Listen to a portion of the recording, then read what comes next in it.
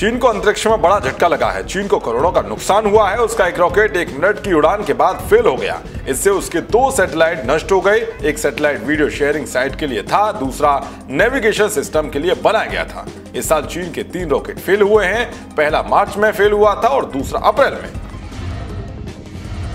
सीमा विवाद को लेकर भारत के कड़े रवैये के सामने चीन अब झुकता नजर आ रहा है। इसी बीच भारत में चीन के राजदूत सन विंडोंग ने कहा है कि भारत और चीन को प्रतिद्वंदियों के बजाय पार्टनर होना चाहिए। चीनी राजदूत ने कहा है कि भारत और चीन को आपसी सम्मान के जरिए विश्वास पैदा करने और एक दूसरे के साथ समान व्यवहार करने की जरूरत है और दोनों देशों को सीमा विवाद का हल बातचीत के जरिए निकालना चाहिए।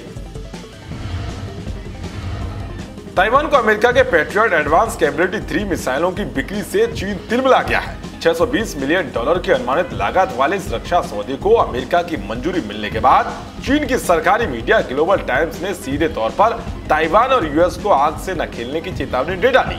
इन दोनों साउथ चाइना सी में अमेरिका के 2 एयरक्राफ्ट कैरियरों के युद्धाभ्यास से भी चीन चिढ़ा हुआ है।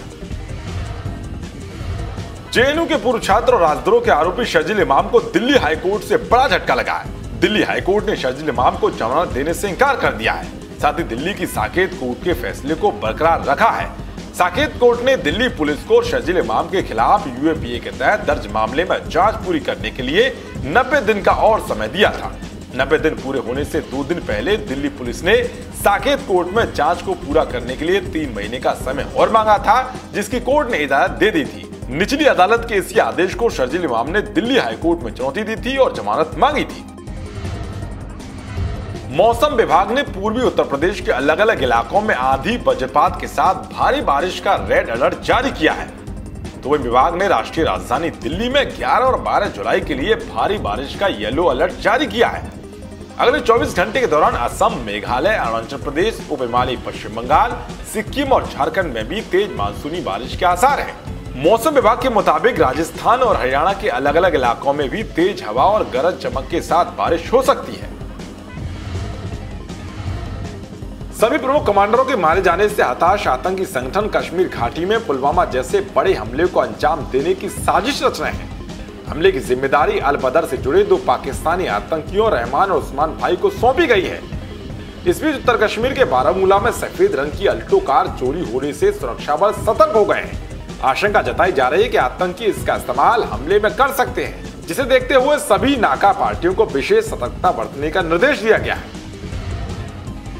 मौजूदा बीसीसीआई अध्यक्ष और IPL team Kolkata night Riders के पूर्व कप्तान सौरभ गांगुली ने शाहरुख खान पर बड़ा आरोप लगाया है।